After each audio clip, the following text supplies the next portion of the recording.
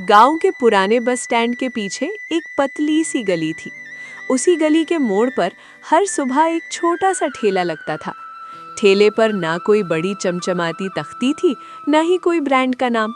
बस एक हाथ से लिखा हुआ बोर्ड टंगा रहता, गरम दाल चावल वाला।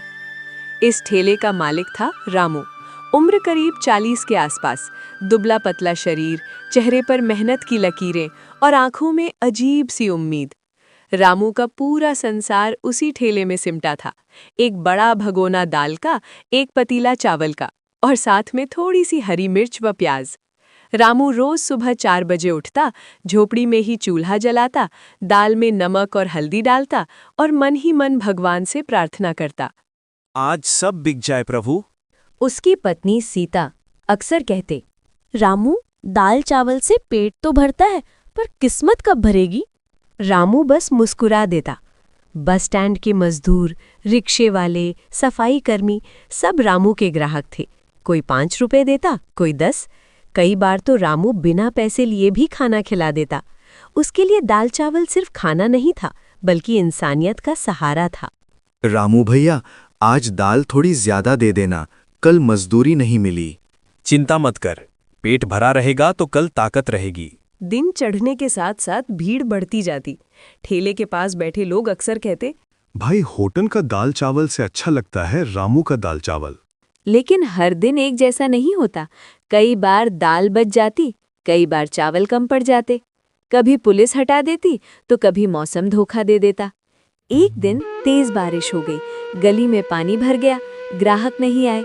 रामू ठेले के पास भीगता खड़ा रहा, दाल ठंडी हो चुकी थी।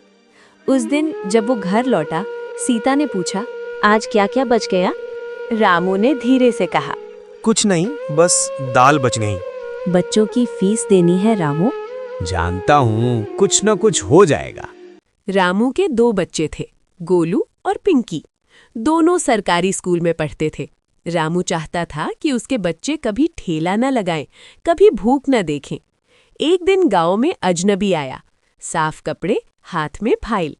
वो रामू के ठेले के पास रुका, दाल चावल खाया और बहुत देर तक चुपचाप बैठा रहा। भैया, दाल में कुछ खास मसाला है क्या?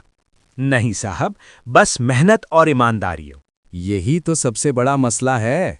अगले दिन वही आदमी फिर आया। उसने रामू से पूरा हाल पूछा।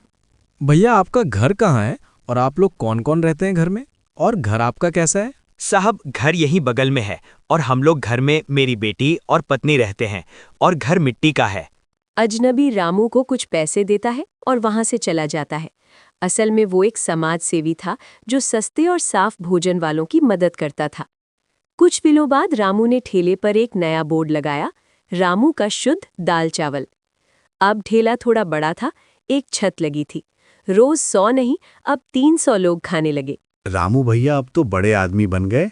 नहीं भाई, बस दाल वही है, चावल वही हैं। सबसे खुशी का दिन वो था जब गोलू ने कहा, बाबू, मास्टर ने कहा है मैं आगे पढ़ सकता हूँ।